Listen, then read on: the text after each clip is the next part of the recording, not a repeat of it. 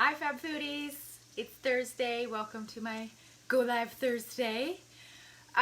Today's going to be a quick one because I'm working on a recipe assignment for my Culinary Nutrition program. I'm not sure that my buddy's on Facebook, but if you're out there, Renata, hello. This assignment we had to create a recipe of our own and then share it with our buddy. And then we get to cook our buddies. So she has made my almost famous lentil bolognese as her recipe, and I am making her curry stew tonight. And as I was gathering all of the ingredients, I thought I could share some pretty interesting stuff while I got it ready. So today's going to be a quick one, but it is going to be useful. Some culinary nutrition swaps into your everyday cooking. So the first one I'm pretty excited about because I just picked it up. When you are stir frying or frying at high heat, I know you've heard me say many times that olive oil is not the one you want. There are other options like coconut oil, grapeseed oil, avocado oil, and today's favorite, because it goes very well with Indian, is ghee. So this is clarified butter. It is actually non-dairy. All of the milk fat has been removed.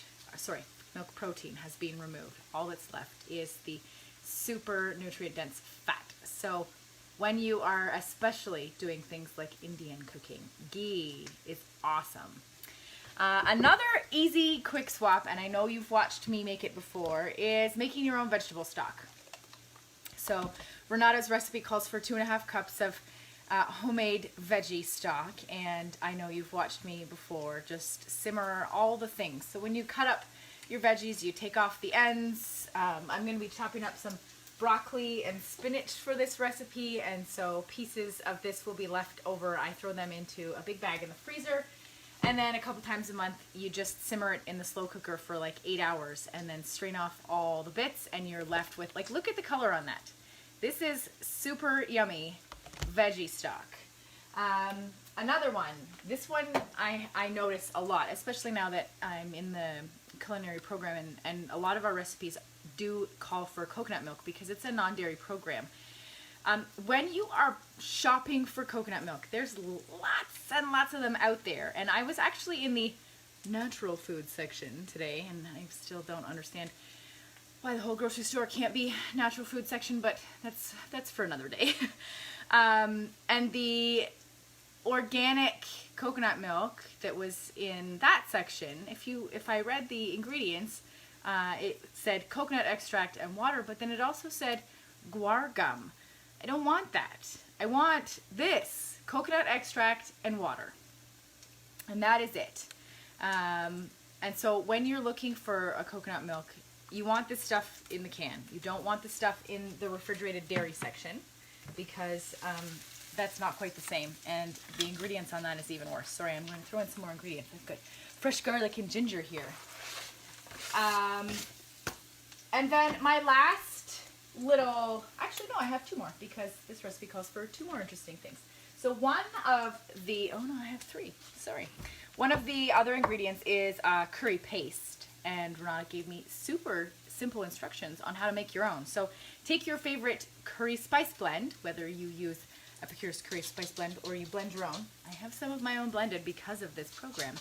And then you do, it's like, I don't know the ratio because I don't know the actual numbers, but 2 teaspoons of curry powder and 2 tablespoons of coconut oil, and you mash it together until you get paste. So if you have a recipe calling for curry paste, that's it. The next one, these are because of my eldest child. So this recipe calls for canned chickpeas. If you're using canned ones and you love them, that's great. My oldest child will eat sprouted chickpeas like they're candy, and will intentionally pick canned chickpeas out of food. So I sprouted these a couple days ago. Well, I started sprouting them on Tuesday, knowing that I would be cooking this recipe today. And so there you go. That is 3 tablespoons of dry organic chickpeas, and then you sprout them. If you need this sprouter, let me know, and I will share a link in the comments here because it's from my super awesome friend Kathy. And my last one. So this recipe also calls for dried apricots. Now, that's what these are. And you might be saying, but Jess, they're not bright orange and beautiful.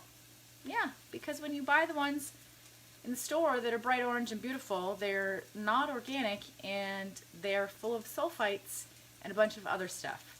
These bad boys look like this because this is what dried fruit actually looks like. When you dry it out and dehydrate it, it's not bright orange and beautiful anymore. So when you're looking for dried fruits, you want them to look the most like they did before you dried them, before you use them. So that's what I got for you. It's too bad you're not here because the garlic and the onions and the ginger in this pan are super delicious.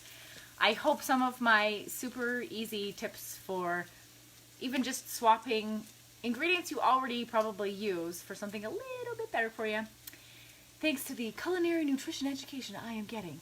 So enjoy your Thursday cooking, Fab Foodies, and thanks for tuning in. Have a great afternoon. Bye.